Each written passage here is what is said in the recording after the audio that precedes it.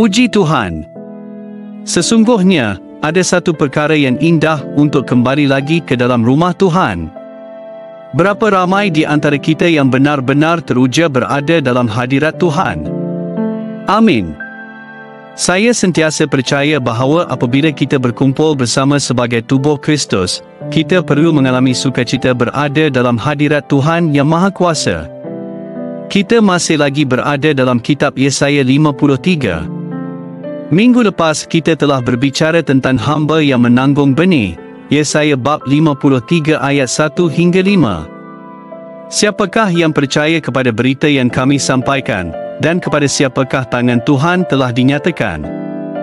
Ia tumbuh di hadapannya seperti taruk muda, dan seperti tunas yang keluar dari tanah kering. Ia tidak tampan dan semaraknya pun tidak ada sehingga kita memandang dia, dan rupa pun tidak sehingga kita menginginkannya. Ia dihina dan dihindari orang, seorang yang penuh kesengsaraan dan yang biasa menderita kesakitan. Ia sangat dihina sehingga orang menutup muka terhadapnya dan bagi kita pun dia tidak masuk hitungan. Tetapi sesungguhnya, penyakit kitalah yang ditanggungnya, dan kesengsaraan kita yang dipikulnya, padahal kita mengira dia kena tulah, dipukul dan ditindas Tuhan. Tetapi dia tertikam oleh kerana pemberontakan kita, dia diremukan oleh kerana kejahatan kita, ganjaran yang mendatangkan keselamatan bagi kita ditimpakan kepadanya, dan oleh biro-bironya kita menjadi sembuh. Amin. David Paulson, salah seorang guru Alkitab yang terhebat, sentiasa berkata bahawa bapa sedang mencari seorang pengantin perempuan bagi anaknya. Setiap kali David Paulson memulakan menulis buku yang baru, beliau akan berkata bahawa apabila Tuhan, melalui Roh Kudus, menggerakkan orang-orang pilihan untuk menulis buku, tujuannya adalah supaya manusia berpaling daripada dosa mereka dan kembali kepada Tuhan. Sebab itulah beliau menekankan bahawa bapa sedang mencari seorang pengantin perempuan. Siapakah pengantin perempuan itu? Kita adalah pengantin perempuan itu. Dan siapakah pengantin lelaki itu? Dialah Tuhan Yesus Kristus. Bapa sedang mencari pengantin perempuan yang layak untuk dipersembahkan kepada pengantin lelaki. Apabila kita berbicara tentang pengantin perempuan, ada begitu banyak perkara yang boleh diperkatakan. Minggu lepas saya telah memberikan 3 perkara penting. Pertama, kita perlu mengenal pasti bahawa Yesus adalah anak Tuhan, dilahirkan daripada seorang anak dara. Kita mesti mengenali kebenaran ini, kerana Yesus Kristuslah yang menanggung dosa kita. Dialah hamba yang memikul segala kesalahan kita. Kedua ialah bersukacita. Bersukacitalah kerana terang yang besar telah datang. Yesaya bab 9 ayat 1 hingga 7 menyatakan, kerana Yesaya memberikan nubuat demi nubuat, dan apabila sampai kepada bab 53, dia berbicara dengan lebih jelas lagi. Dia memulakannya dengan kata-kata, siapakah yang percaya kepada berita yang kami sampaikan dan kepada siapakah tangan Tuhan telah dinyatakan? Ia merupakan satu seruan untuk percaya akan segala nubuat yang telah dikatakan sebelumnya. Bersukacitalah, kerana terang yang besar itu telah datang, dan sembahlah Yesus sebagai penasihat ajaib, Tuhan yang perkasa, Bapa yang kekal, dan Raja damai. Kita mesti mengenali bahawa Tuhan Yesus Kristus membawa segala pengurapan ini. Dialah penasihat ajaib, Tuhan yang perkasa, Bapa yang kekal, dan Raja damai.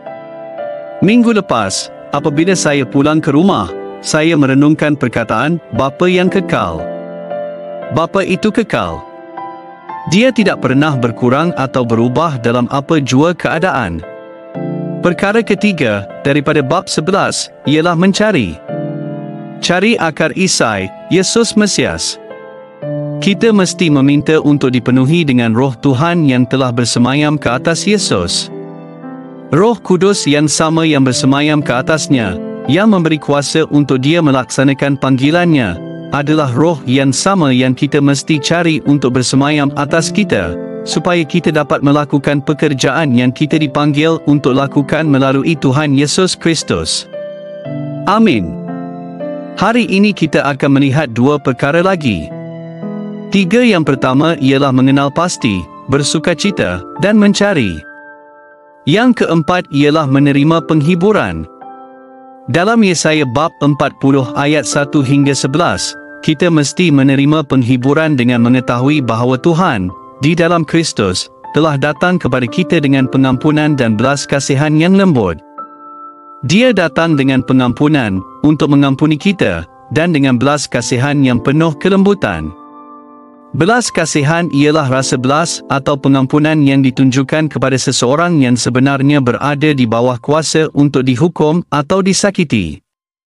Tuhan mempunyai kuasa untuk menghukum dan menyakiti kita, tetapi sebaliknya Dia datang dengan belas kasihan untuk mengampuni kita dan menunjukkan belas kasihan. Kita mempunyai Tuhan yang penuh belas kasihan. Yesaya 40 bermula dengan kata-kata ini. Hiburkanlah, hiburkanlah umatku, demikian firman Tuhanmu. Tenangkanlah hati Yerusalem, dan serukanlah kepadanya, bahawa perhambaannya sudah berakhir, bahawa kesalahannya telah diampuni, sebab dari tangan Tuhan ia telah menerima hukuman berganda kerana segala dosanya. Semua perkataan ini adalah nubuat, itulah sebabnya ramai yang tidak dapat memahaminya, kerana perkara-perkara itu belum berlaku lagi.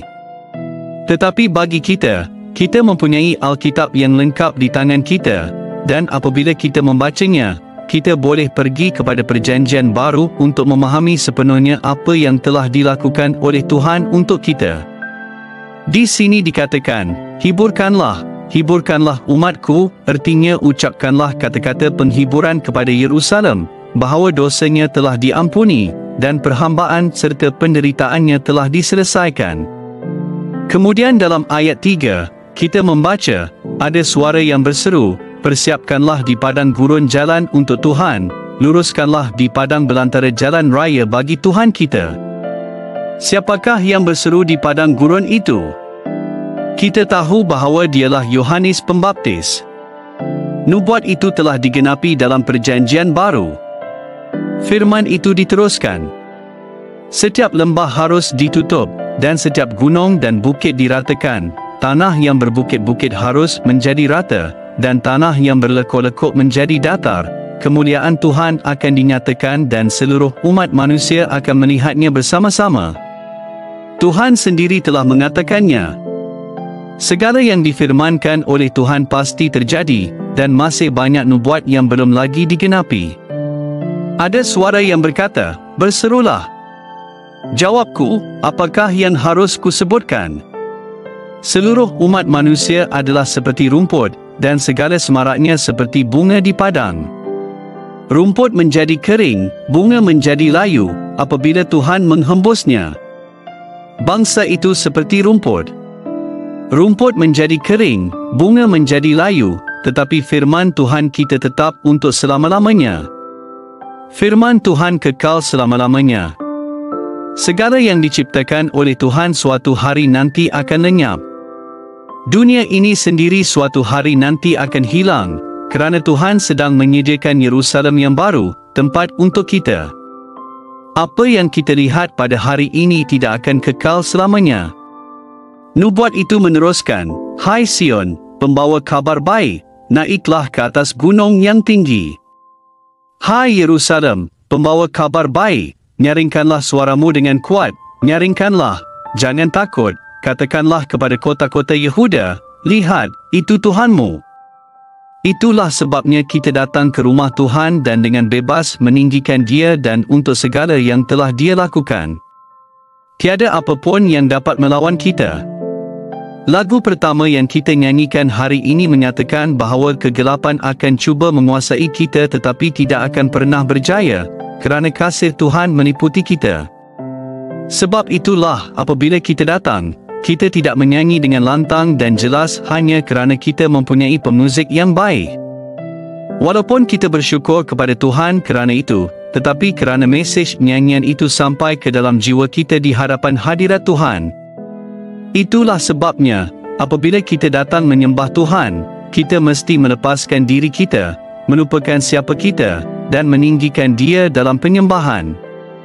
Sama seperti para malaikat berseru, Kudus, Kudus, Kuduslah Tuhan yang Maha Kuasa. Dan ke-24 tua-tua menanggalkan mahkota mereka dan tersungkur sujud di hadapan Dia yang duduk di atas takhta. Begitu jugalah kita mesti sujud dalam penyembahan dan pengagungan kepadanya.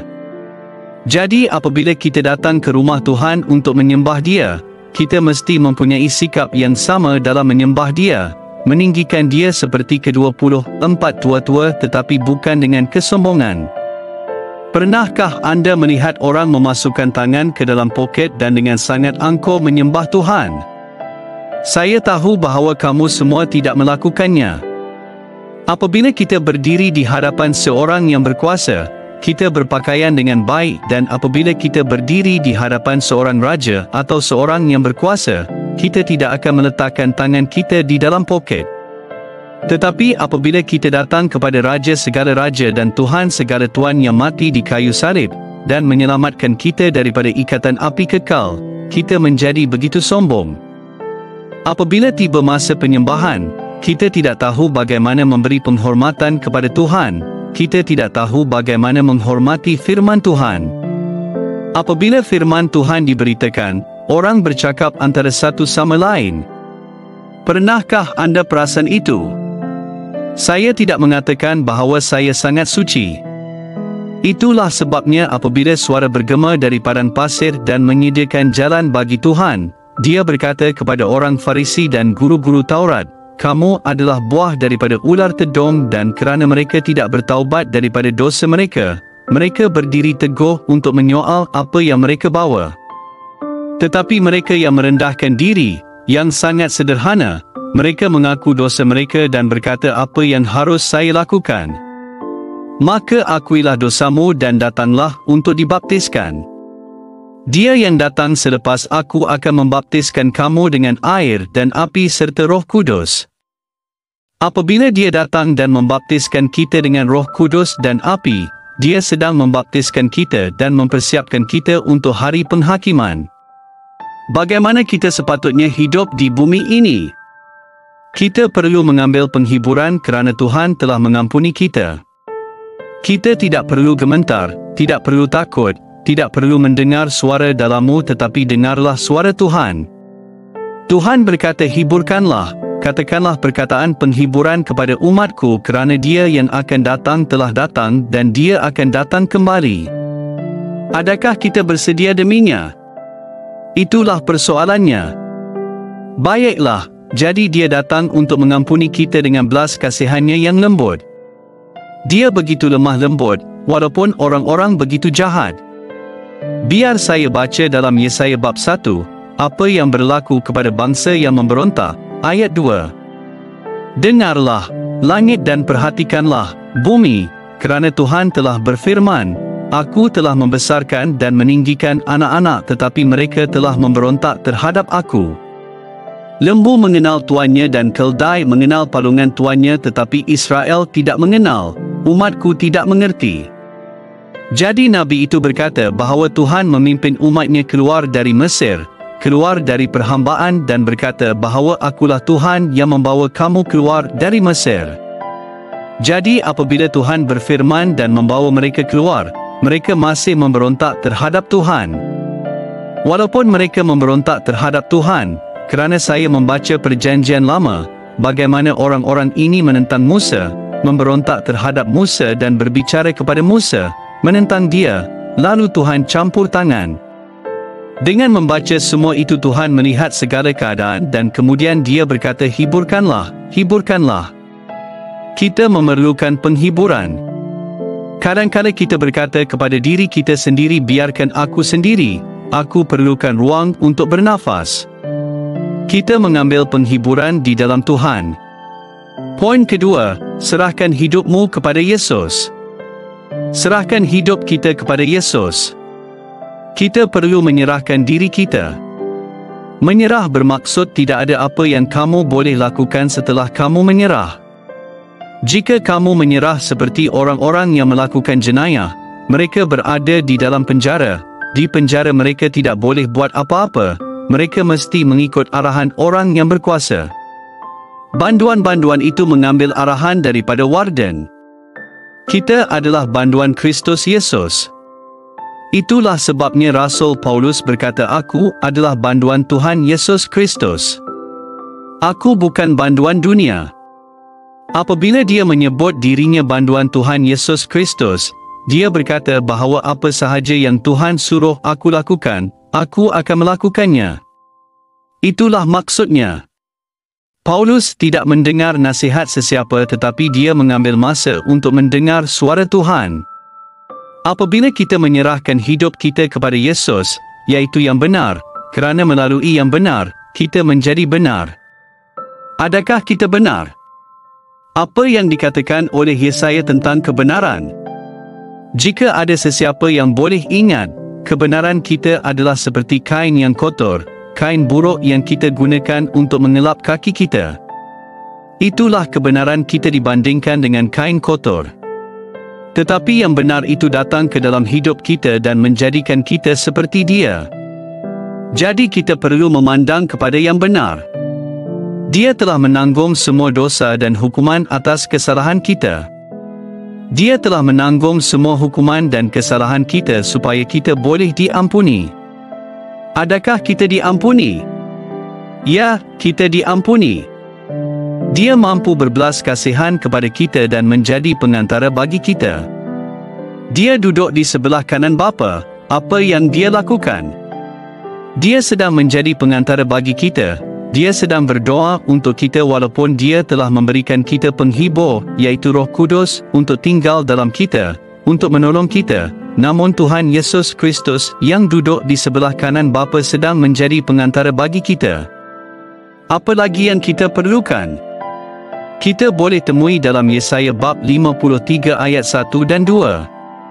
Apabila saya membaca bab 53 dan saya ingin terus ke ayat berikutnya dan ayat berikutnya berbicara kepada saya berkali-kali, itulah sebabnya Tuhan Yesus Kristus berkata kepada murid-murid, aku masih banyak yang hendak kukatakan kepadamu tetapi kamu tidak sanggup menanggungnya. Ingat itu, tetapi penghibur, Roh Kudus yang datang, Dia akan mengajarmu dan menuntunmu kepada segala kebenaran. Sekarang kita boleh mengerti apabila Yesus Kristus berbicara tentang perkara syurgawi, murid-murid tidak mengerti. Tetapi apabila Dia diangkat dan Roh Kudus turun ke atas mereka dan Roh Kudus mula melayani mereka, mereka dapat melakukan perkara-perkara besar oleh kuasa Roh Kudus kerana mereka taat kepada firman Tuhan. Apabila Tuhan Yesus Kristus kembali ke Yerusalem dan mereka dengan taat menunggu hingga Roh Kudus dicurahkan ke atas mereka, selama 10 hari mereka duduk di ruang atas dan berdoa. Apabila perayaan Paskah berlalu kepada Pentakosta pada hari yang ke-50, Roh Kudus turun ke atas mereka dan mereka dipenuhi dengan Roh Kudus, dan segala ikatan yang mengikat telah dilepaskan. Tidak ada satu pun perkara pada hari itu yang dapat menghentikan mereka. Ketika Rasul Petrus berbicara kepada orang ramai, 3,000 orang yang dahulunya menolak Kristus telah masuk ke dalam kerajaan Tuhan. Haleluya! Itulah Roh Tuhan Yesus Kristus dan Roh Kudus yang sebenarnya adalah Roh Tuhan Yesus Kristus. Roh Kudus yang sama turun ke atas para rasul, ke atas 120 orang di bilik atas, adalah Roh Kudus yang sama. Betapa berkuasanya Dia sekarang. Betapa kuatnya kuasa Roh Kudus dalam hidupmu dan dalam hidupku. Jika kita membandingkan diri kita dengan para rasul atas perkara-perkara yang mereka telah lakukan, kita tidak akan mampu melakukannya, betul bukan? Adakah engkau setuju? Itu bermakna kita sedang meragui banyak perkara yang Tuhan telah firmankan dalam firman-Nya. Itulah sebabnya kita tidak mampu mengatasi kelemahan kita. Semua orang ada kelemahan. Setiap orang tanpa pengecualian mempunyai kelemahan. Semua orang ada masalah. Tetapi melalui Tuhan Roh Kudus, kita akan dapat mengatasi langkah demi langkah. Oleh itu, kita perlu menyerahkan hidup kita kepada Yesus. Itulah yang diajarkan Rasul Paulus. Rasul Paulus berkata, teladanilah aku sebagaimana aku meneladani Kristus, sekarang engkau dapat melihat aku, kata Rasul Paulus, tetapi bagi aku sendiri, adakah aku pernah melihat Yesus dengan mataku? Tidak. Tetapi aku telah mendengar suara di jalan ke Damsyik ketika cahaya yang terang menyinari aku dan aku menjadi buta. Dan aku mendengar suara, dan suara itu membuat aku diam selama 3 hari. Selama 3 hari 3 malam, aku berdiam diri, tidak mampu makan, tidak mampu berbicara, hanya merenungkan perkataan yang aku dengar, "Siapakah engkau, Tuhan? Siapakah engkau?" Dan suara itu menjawab, "Akulah Yesus yang engkau aniaya itu."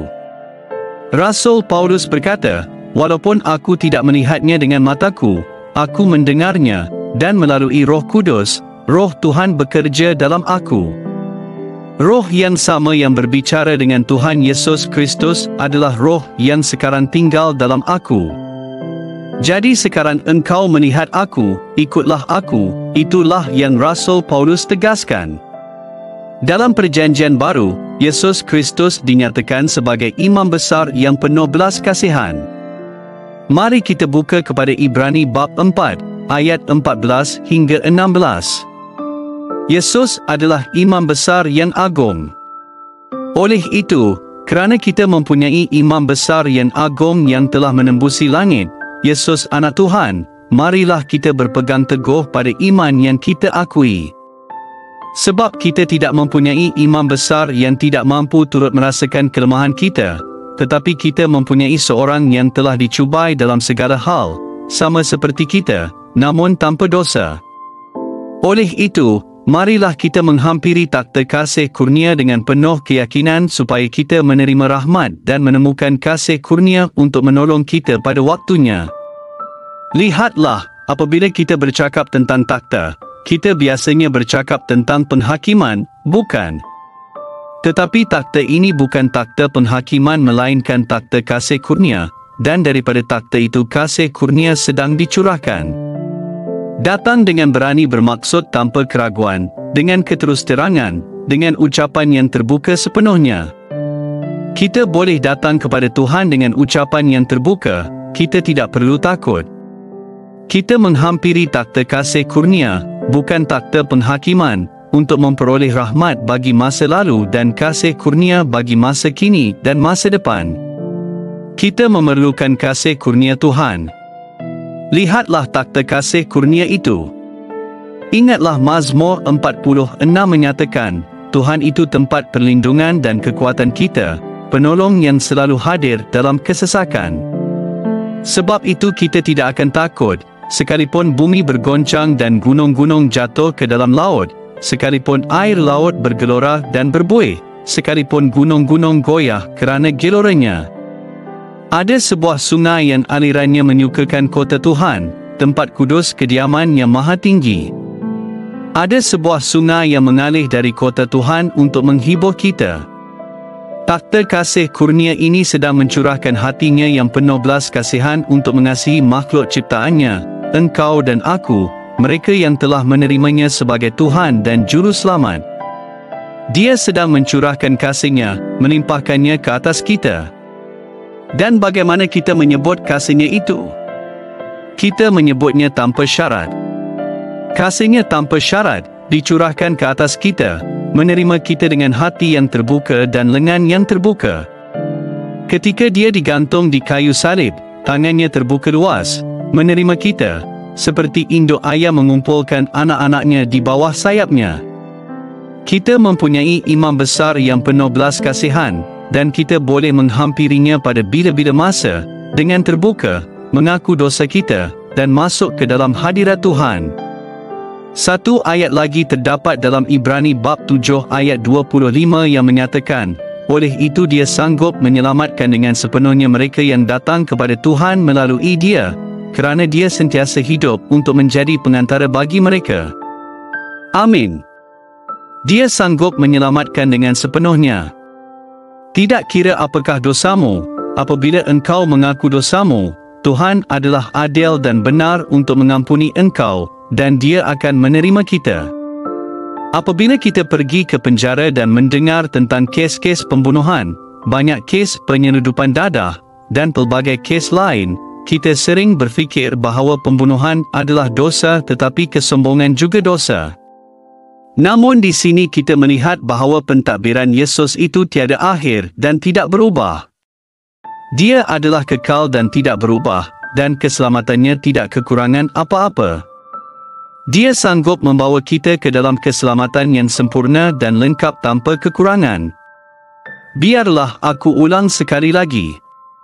Kita perlu mengenal, bersukacita, mencari, mengambil penghiburan, dan menyerahkan hidup kita kepada Yesus. Mari kita berdoa. Bapa yang terkasih, kami ingin mengucapkan terima kasih atas apa yang Engkau telah lakukan dalam hidup kami. Tolong ampuni kami. Tolong kami untuk bertaubat daripada segala dosa kami. Ya Tuhan, biarlah roh Tuhan melayani kami, kerana roh yang sama yang melayani Tuhan Yesus telah diberikan kepada kami. Roh Kudus itu mempunyai kuasa yang sama, pengurapan yang sama, dan kami telah diurapi oleh Roh Kudus yang sama. Tolong kami untuk berjalan dalam pengurapan itu. Biarlah pengurapan itu mengajar kami dan membawa kami kepada kebenaran yang lebih dalam daripada yang pernah kami ketahui. Kami berdoa agar Engkau membuka mata rohani kami untuk melihat di mana Engkau sedang bekerja. Tolong kami untuk menyertai-Mu. Kami mengucapkan terima kasih dan kami memuji Engkau dalam nama Yesus. Amin.